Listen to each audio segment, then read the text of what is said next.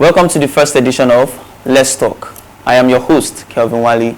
If there is a problem, then let's discuss it. I am here with a very good friend of mine, Ikechukwu. Welcome to the stage. Thank you very much. Okay, today we'll be talking about self-worth. There are a lot of people out there who have this low self-esteem and they find it difficult to mingle with others, and I think it's a problem in the society, and I feel this should be discussed. So today I want to ask you, self-worth. What is actually the purpose of one's life? Why do you think people out there have this low self-esteem? All right, thank you very much, Kelvin, for the invite. Welcome. Self-worth. When we talk about the purpose of one's life, purpose generally requires solving a need. So if we talk about the purpose of one's life, everyone in life has a purpose, and that purpose is tied to a need. Okay. So before anybody can begin to realize their self-worth, they must begin to realize the need that they need to solve. So if you have not realized a need in your family, in your society, and in the world in general, if you have not recognized that need that you desire to solve, no matter how much money you have, no matter how much fame you have, you will always have inferiority complex, because there's always going to be somebody doing something that is bigger than you and bigger than what you're doing, and every time you see that, it's going to make you look down on yourself and make you feel like, I'm not doing enough. Now, you must differentiate that from motivation. Okay. There are people doing things that are bigger than you and what you're doing, and when you see them, they motivate you to want to be better, Exactly. to want to grow. Yeah. That's not what we're talking about. We're not talking about motivation. Okay. We're talking about low self-esteem. Yeah. When you do not necessarily have value for yourself. Yes. There's no way you have value for yourself if you do not recognize your worth. And there is no way you recognize your worth if you've not seen a need to solve. Society does not revolve around ordinary people. It revolves around thinkers, great thinkers and problem solvers. So purpose is generally tied to solving a need in society. All right. So this is a very good one. So I want to ask. So how do I get to know my need so I can be able to solve that particular need? How do I get to know my need? Well, first of all, we cannot take away the place of giftings and talents. Okay. Yeah, giftings and talents. They are they are our innate abilities, things that naturally come to us. So first of all, before you are able to recognize your worth or your purpose per se, Okay. you must begin to recognize the gifts and the talents that are inside of you. Okay. All right. So when a child is born, naturally, there are specific differences in children. So it's this begins to start from even parents now. Okay. Before a child begins to recognize himself, it's also a place for the parents to begin to recognize the uniqueness of their children. They have different children, but as together as they are, every one of them have that specific Need and talent. talent and gift that makes them not necessarily different but unique. So we can look alike, but we are all unique in our purpose. So if you want to begin to recognize your purpose, you must first of all begin to recognize your gifts and your talents. What makes you special in society? Different from one others. reason why you see where we have a lot of people not necessarily doing anything useful, most especially in Lagos. Have you been on traffic before? Definitely. Oh my God! Yeah, in You need to Lagos. see the crowd. I promise you, if Lagos as a case study, if Lagosians can begin to recognize their purpose, I want to tell you the truth, traffic will reduce. Because one of the reasons why there's too much traffic in Lagos is because too many people are going to places that they should not go. And at Too the many wrong people are time. doing things that they should not do and at the wrong time. So it's a whole lot of chaos out there, and that's one of the reasons why it looks as if there's no coordination, there's no order in society. It's because of lack of purpose. So if you want to begin to identify your purpose, you must begin to identify your gifts and talents and begin to grow them. What makes you unique? What are those things that comes to you naturally? There are specific indications to where your purpose and talent is. You can begin to try to struggle to beat somebody at their own game. Somebody who is working on his purpose and his talent. You who do not know yours, you enter into that person's, you are living in his world. Because he's going to be doing many things effortlessly and you're going to be struggling. And you keep feeling like, why am I not as better as he is? As he is.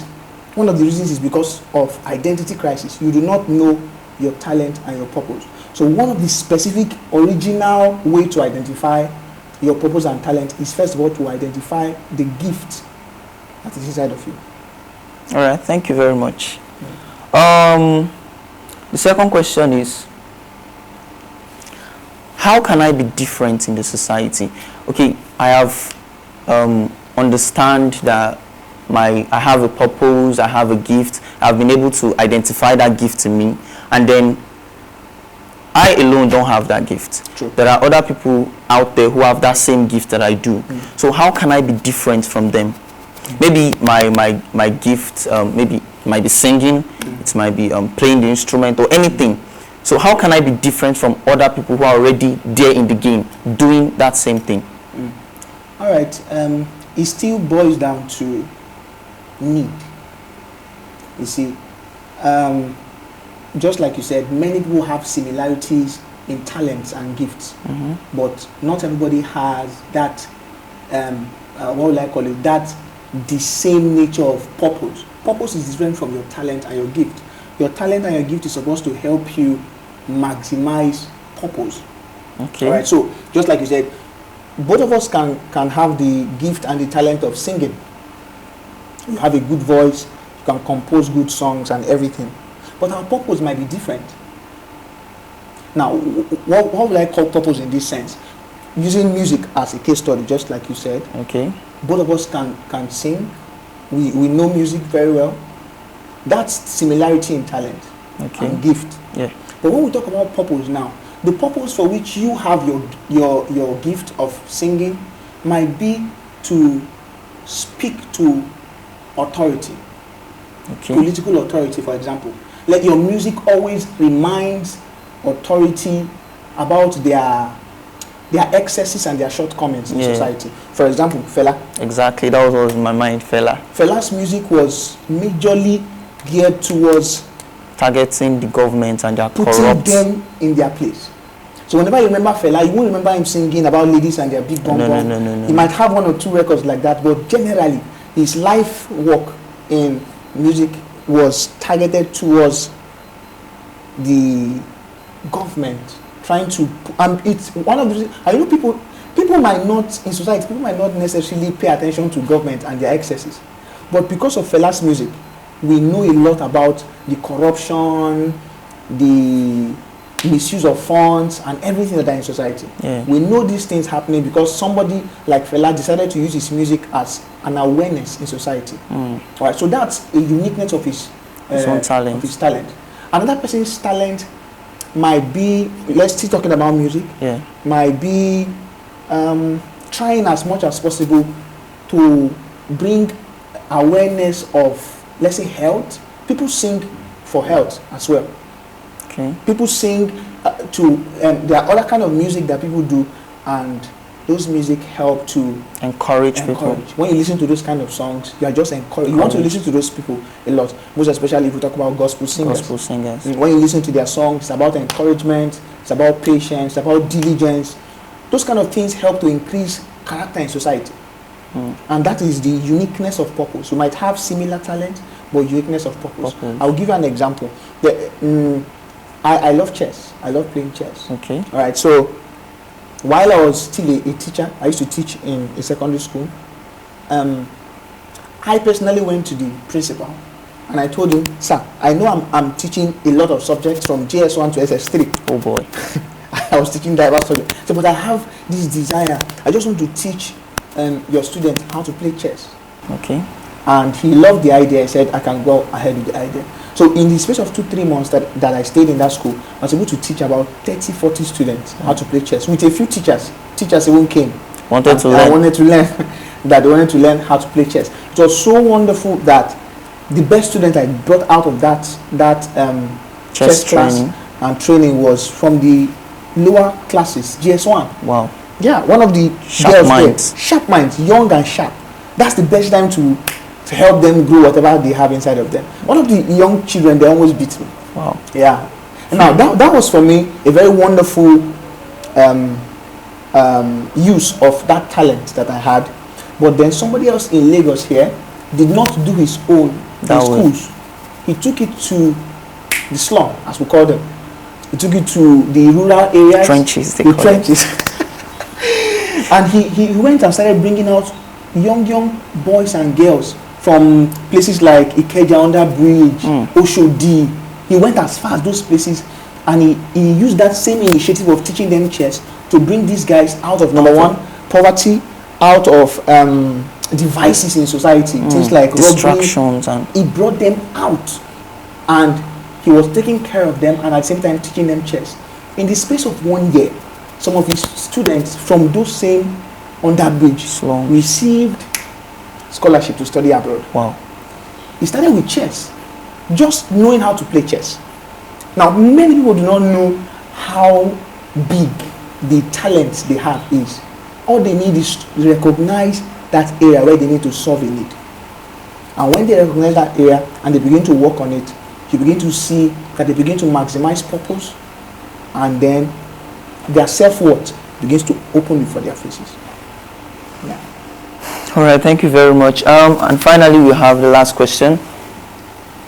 Okay, the last question is, what if I don't like who I am? I have the purpose, I have the talent, I have everything.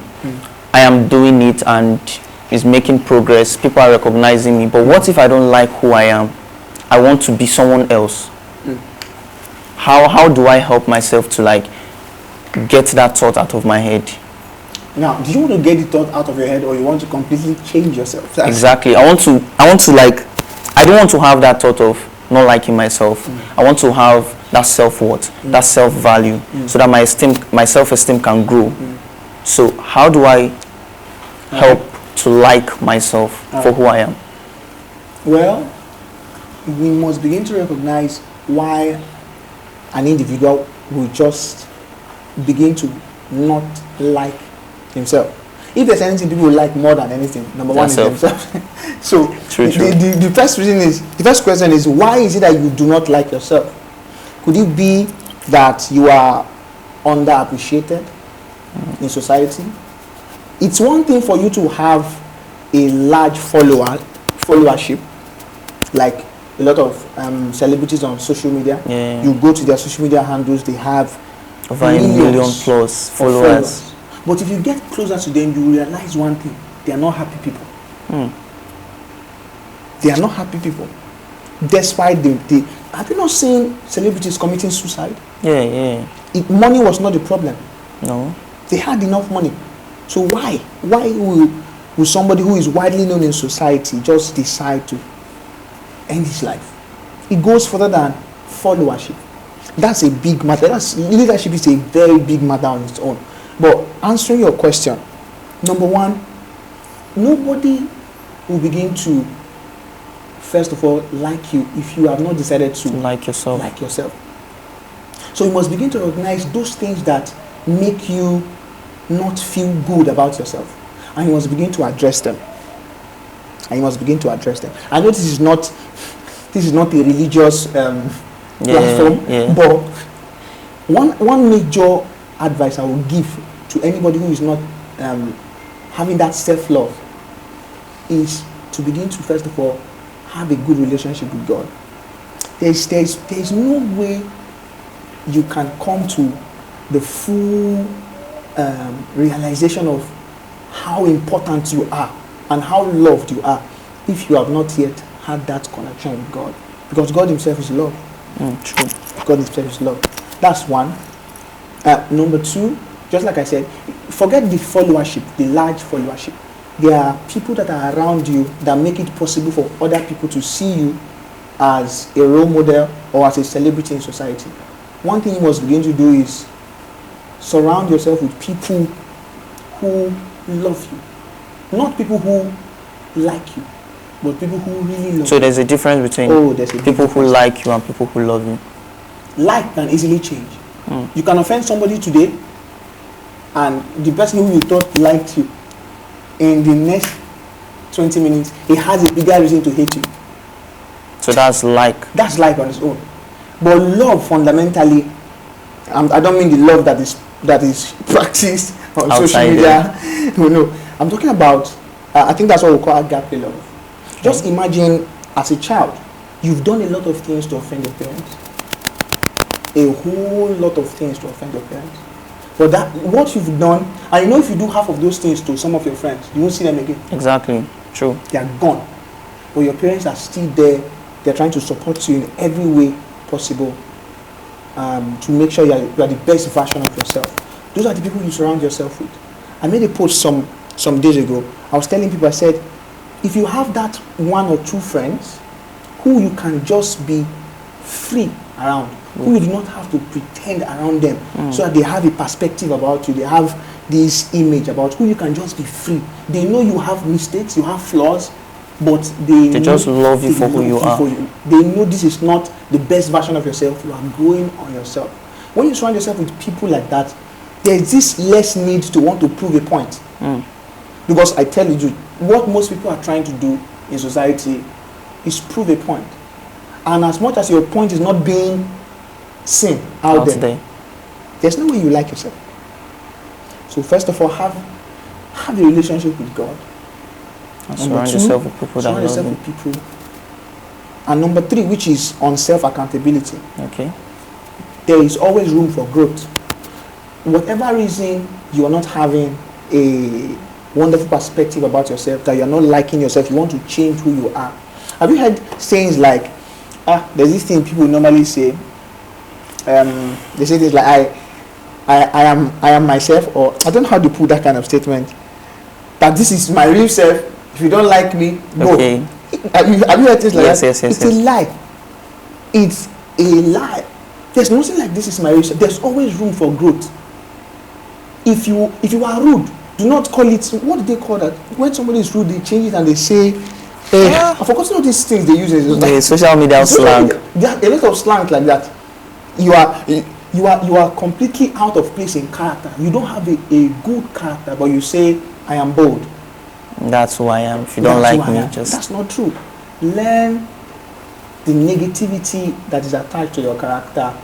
Submit yourself to a growth process. Meet mentors. Make people role models. Look at leaders in society who are showing real value, who are showing real worth, who are helping people grow. Submit to the process of growth. Learn from people. No man is an island. True. Learn from people. Pride is a terrible thing. Brings people down. Pride, you are so down, but to yourself, you are the top. It's crazy. And because of that, you do not have value for yourself. Submit to the process. Learn from people in society. Read books. Read books. Just be a solution in society. That's what I'm trying to say. Be a solution in society. One reason why somebody might hate himself might be necessarily because he did not go to a university, and maybe his friends went to a university. In that same university, some people hate themselves because they are not making first class. True. Some are even dropping out. Wait, I'm coming to that. Some people hate themselves because they are making 2-2 or they have extra years. And for this different category of people, there is this level of self-hate. True. One did not go to school, he's hating himself. Another one is in school but not doing well, he's hating himself. And then there's somebody else like Bill Gates who is a dropout. Some people in his category who are dropouts have decided that their life is over. Nothing good can come out of their lives. But somebody like Bill Gates drops out of school, recognizes a need in society, and decides to become a problem solver. That's where he is today. So it's not even about where you are. It's about your perspective of yourself. And the perspective you are supposed to carry is the perspective of a problem solver. What is the need that I can solve that will increase society and increase my self-worth? Right, so I've come to understand that for me to have self-worth, I should surround myself with people that love me, genuine love, all right, and I should be a problem solver. So if I'm a problem solver, then at least I will have self-worth and self-value, all right. All right, we've come to the end of this talk show, and this is my very good friend, Mr. Okechukwu, and we have discussed basically on self-worth, and he has made us to understand that for you to have self-worth, you should surround yourself with people that love you, genuine love, not social media love. You should also have a relationship with God. Exactly, he mentioned that. And you should be able to identify your talent and be a problem solver, because when you are able to solve people's problem, they will genuinely love you, because anytime they go to maybe your page or they come to you for help and there's always an answer to their question, the genuine love will be there. So thank you very much for watching, and my name is Kelvin Wale. Alright, you can follow us on this social media platform. You can follow us on Instagram as Kelvin_Wale4. You can also follow us on TikTok as Kelvin_Wale1, and also on Facebook. You can follow us on Facebook as Kelvin Wale. And also I'll give him an opportunity to also give his social media platform for him to also be followed, because the videos will be dropped in his social media platform as well. Alright, you can follow me on Instagram. My handle is Obi Matthias. Also on Facebook, Obi Matthias. I would like you to spell it for them so that they will be able to. It's quite simple. O-B-I, okay. That's the Obi. Matthias, M-A-T-H-I-A-S. Alright. Thank you very much. All the social media platform will be displayed down here on the screen for you to follow. Thank you. Thank you.